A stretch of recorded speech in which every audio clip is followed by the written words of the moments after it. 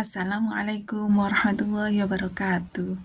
Selamat datang di pembelajaran bahasa Indonesia. Bertemu lagi bersama saya Ibu Siti Maufidatul Jannah. Bagaimana kabarnya anak-anakku sekalian? Semoga tetap bahagia dan sehat walafiat. Amin.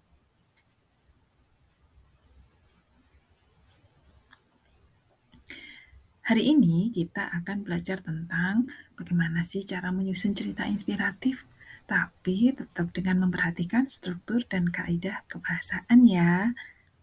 Yuk kita belajar bersama-sama. Tujuan pembelajaran kita hari ini adalah dapat mengemukakan rasa simpati, empati, kepedulian, dan perasaan dalam teks cerita inspiratif secara tertulis yang nanti akan ditayangkan melalui video dan dapat menyusun cerita inspiratif dengan memperhatikan struktur cerita dan aspek kebahasaan yang ada di dalam teks cerita inspiratif tersebut. Kompetensi dasar pada pembelajaran hari ini adalah di 3.12, yaitu mengungkapkan rasa simpati, empati, kepedulian, dan perasaan dalam bentuk cerita inspiratif dengan memperhatikan struktur cerita dan aspek kebahasaan. Di 4.12, mengungkapkan rasa simpati, empati, kepedulian, dan perasaan dalam bentuk cerita inspiratif dengan memperhatikan struktur cerita dan aspek kebahasaan.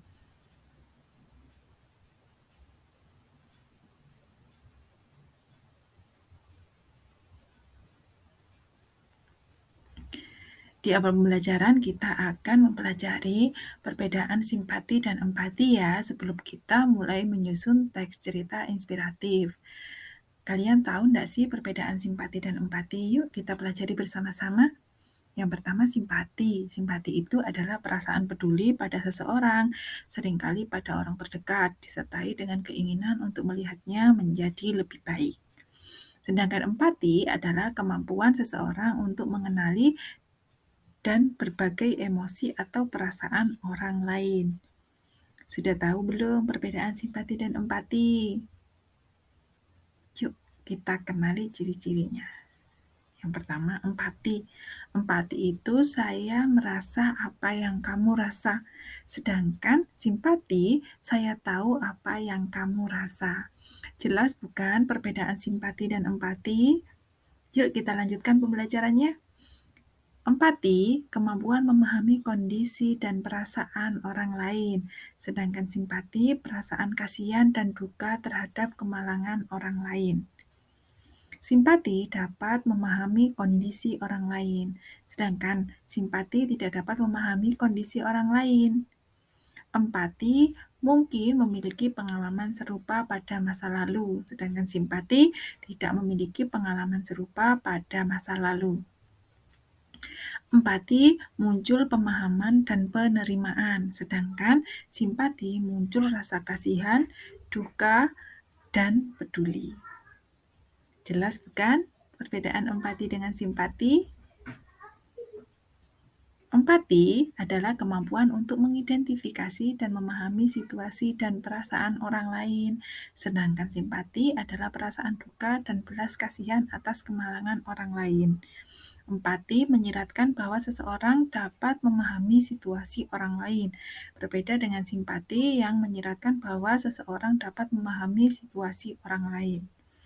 Empati menyiratkan bahwa seseorang memiliki pengalaman yang sama di masa lalu, sedangkan simpati menyiratkan bahwa seseorang tidak dapat memahami situasi karena kurangnya pengalaman. Empati membangkitkan perasaan seperti pemahaman, penerimaan, dan perhatian, sedangkan simpati membangkitkan perasaan seperti kasihan, kesedihan, dan kasih sayang. Bagaimana? Sudah paham perbedaan antara simpati dengan empati? Sebelum kita menulis teks cerita inspiratif, inspiratif itu adalah sesuatu yang menginspirasi. Menulis teks cerita inspiratif adalah mengurai sebuah kisah, cerita, atau tulisan untuk memberikan nilai hikmah dan juga nilai kebaikan yang ada dalam cerita tersebut, sehingga kita dapat memberikan motivasi atau memberikan manfaat terhadap apa yang cerita yang sudah kita buat. Sebelum kita menyusun, alangkah baiknya kita memahami langkah-langkah menulis teks cerita inspiratif. Yang pertama, pahami tema yang akan ditulis. Sebelum menulis teks cerita inspiratif, kita tentukan dulu tema apa yang akan kita buat. Selain tema, kita juga akan menentukan amanat apa sih yang ingin kita siratkan di dalam cerita tersebut. Yang kedua, beri judul yang menarik. Judul bisa disampaikan di akhir setelah cerita sudah selesai. Judul dibuat semenarik mungkin sehingga pembaca berminat untuk membaca cerita yang sudah kita buat.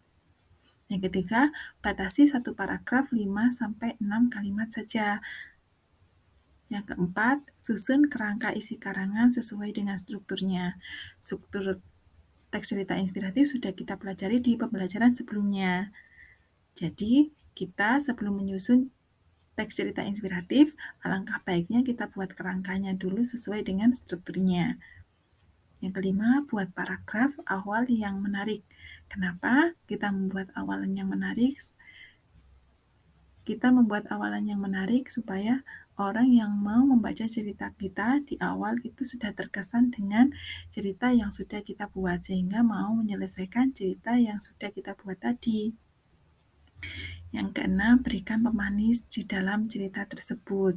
Bisa berupa majas, ungkapan, dan lain sebagainya. Yang ketujuh, baca kembali cerita sebelum dipublikasikan. Yang terakhir, buat koda yang istimewa. Ini penting sekali karena di dalam koda kita dapat menyampaikan kesimpulan dari cerita tersebut, intisari dan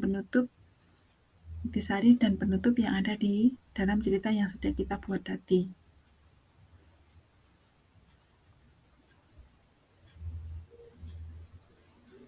Contoh pemilihan judul yang pertama, contohnya seperti Perjalanan Spiritualku.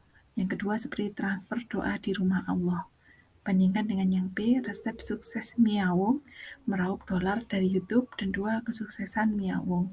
Dari kedua contoh ini, mana sih yang menurut kalian pemilihan judul yang tepat? Setelah memilih judul yang tepat, kita belajar bagaimana cara membuat awal paragraf yang menarik. Contoh yang pertama seperti Anissa sudah di depan Ka'bah. Dia mengagumi bangunan Mekah di hadapannya. Hatinya sangat terharu. Tuhan, ampuni hambamu yang berlumur dosa. Bisik hati Anissa. Anissa menangis. Bandingkan dengan paragraf yang akan saya baca ya. Anissa tak mampu berkata-kata menatap bangunan Mekah nan indah, Ka'bah. Hatinya bergetar hebat. Tuhan, aku yang hina ini datang ke hadapan-Mu. Ampuni segala dosa-dosaku selama ini. Tanpa dirasa, air matanya deras mengalir dari pelupuk matanya. Dari kedua awalan paragraf tadi, mana sih paragraf yang menarik menurut kalian? Yes, betul sekali. Paragraf yang terakhir yang saya bacakan itu jauh lebih menarik. Sudah bisa kan membuat awalan paragraf yang menarik? Dari dua awalan tadi intinya sama, hanya saja cara menyampaikannya lebih menarik disertai dengan majas-majas di paragraf yang saya bacakan kedua. Di paragraf pertama, kalimatnya biasa saja. Jadi, jika awalannya lebih menarik, maka pembaca akan merasa senang untuk melanjutkan tulisan yang sudah kita buat.